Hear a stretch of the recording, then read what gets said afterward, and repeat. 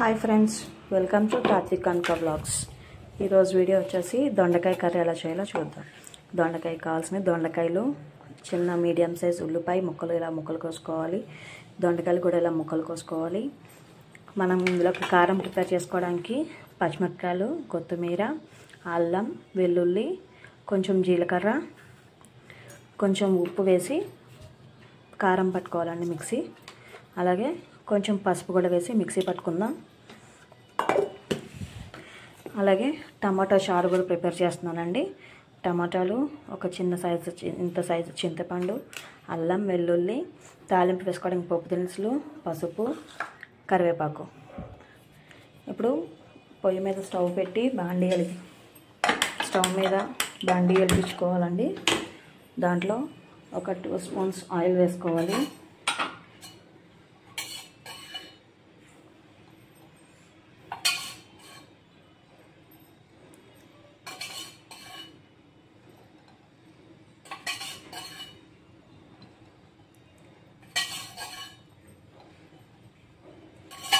Oil వేసుకున్నాక పోపు దినుసులు కొంచెం వేడకనిద్దాం. నేను తాలింపులకు చారులోకి దీంట్లోకి రెండిట్లోకి వేసుకున్నానండి. కాకపోతే ఇప్పుడు నేను కూరలోకి మాత్రమే వేస్తున్నాను.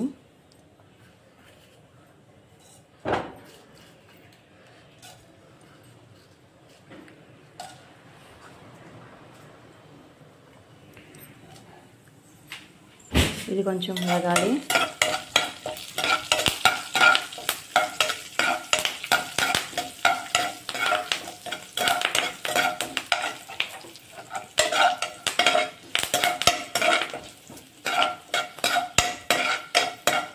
ఇప్పుడు దీంట్లో మనం కట్ చేసి పెట్టుకున్న ఆనియన్స్,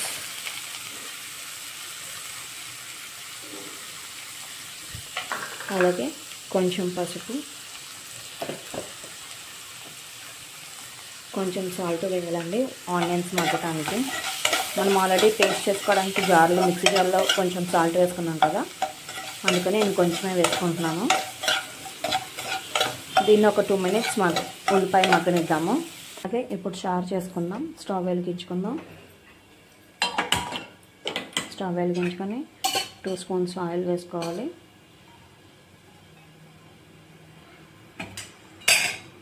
మనం ముందుగా తాలింపులు పెట్టుకున్నాం కదా, ఆ తాలింపులు వేసేసుకుందాం.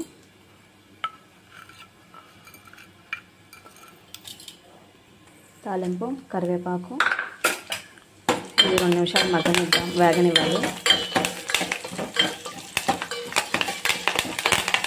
వేగిన తర్వాత మనం ముందుగా తీసుకున్న అల్లం, వెల్లుల్లి వేసుకుందాము. అల్లం తురిమి పెట్టుకున్నానండి. అల్లం, వెల్లుల్లి వేసుకుంటున్నాను. ఇది కొంచెం వేగాలి.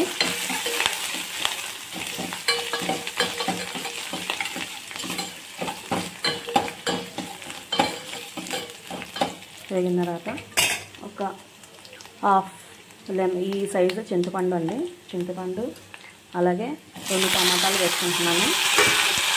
దీంట్లోకి కొంచెం పసుపు, కొంచెం ఉప్పు వేస్తున్నానండి మగ్గడానికి. కొంచెం ఉప్పు వేసుకుంటున్నాను. దీన్ని ఒకసారి ఇలా కలిపేసి ఒక హాఫ్ గ్లాస్ వాటర్ వేసుకున్నాను.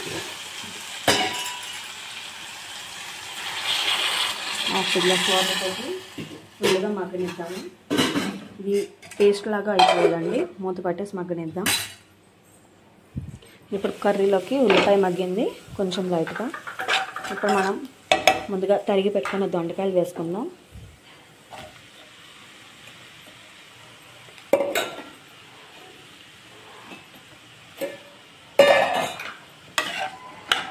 వేసేసి ఒకసారి కలిపేసి మూత పెట్టేద్దామండి.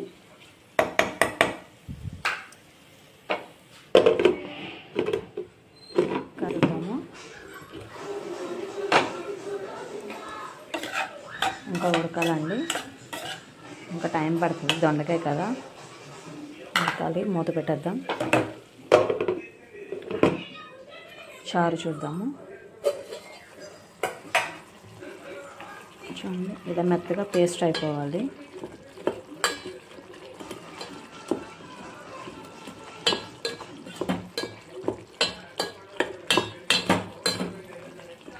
ఇలా పేస్ట్ అయిపోయిన తర్వాత మనం ఇందులో మనకి సరిపడగా వాటర్ పోసుకోవాలి. ఇలా స్మాష్ చేసుకోవాలి. ఇప్పుడు మనం దీనికి తగ్గట్టు వాటర్ పోసుకుందాం. వాటర్ పోసుకున్నానండి. ఇందులో మనకి తగ్గట్టు కొంచెం రసం పౌడర్ వేసుకోవాలి.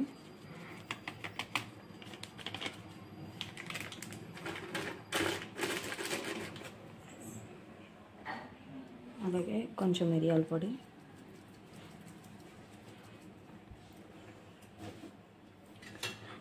ఒకసారి కలుపుకొని బాగా మరగనిద్దాము.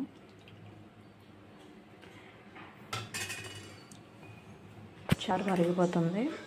ఇప్పుడు దీంట్లో మనం కొత్తిమీర వేసుకొని కొంచెం కలపనిద్దాం.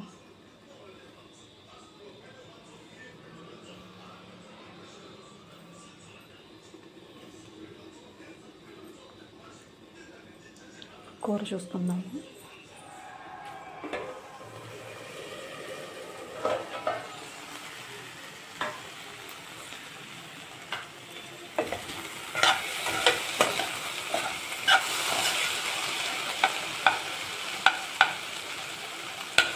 ఇంకా ఉడకాలండి ముక్క.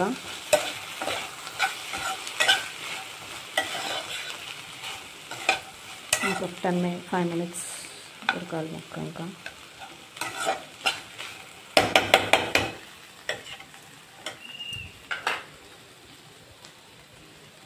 ఇలా ఒకటి పెట్టుకుంటే త్వరగా ఉడుకుతుంది ముక్క. ప్లేట్లో వాటర్ పోసుకొని పెట్టుకుంటే కూర చూద్దామండి.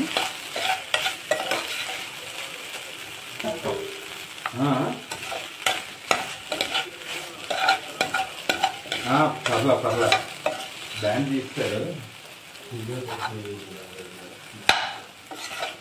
ఇంకా ఉడకాలండి కూర. ఈ చారు అయితే అయిపోయింది, మరుగుతుందని బాగా. దీన్ని టేస్ట్ చూద్దాం.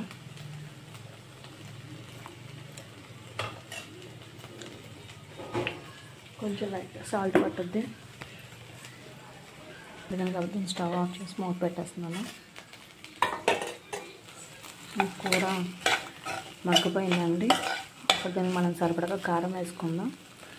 మనం ఇందాక మిక్సీ పట్టుకున్నాం కదా, పచ్చిమిరపకాయలు, ఉప్పు, పసుపు, వెల్లుల్లి, అల్లం వేసి.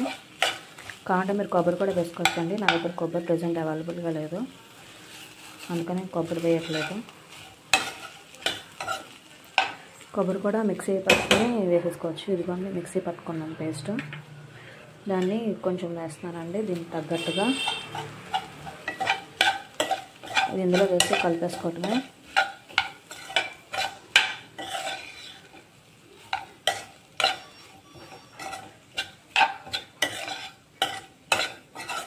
నేను ఆల్రెడీ కొత్తిమీర వేసా కదండి, అందుకే నేను వేయట్లేదు.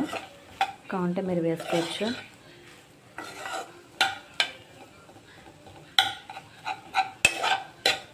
అంతేనండి, ఎంతో టేస్టీగా ఉండే దొండకాయ కర్రీ రెడీ అయిపోయింది. దీన్ని ఇప్పుడు సర్వింగ్ బౌల్లో తీసుకుందాం. స్టవ్ ఆఫ్ చేసేసి ఈ కర్రీని సర్వింగ్ బౌల్లో తీసుకుందాం.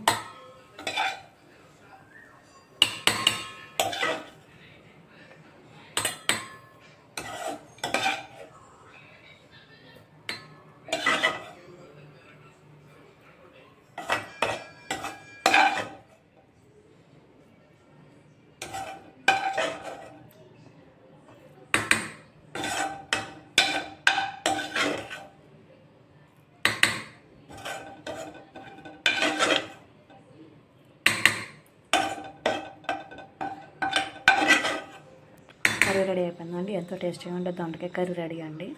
ఇది వేడివేడి అన్నంలో వేసుకొని నెయ్యి వేసుకొని తింటే బాగుంటుంది. మీరు కూడా ట్రై చేసి టేస్ట్ చేసి కామెంట్ చేయండి ఎలా ఉందో. మరొక కొత్త రెసిపీతో మేము ముందుకు వస్తాం. Thank you, bye.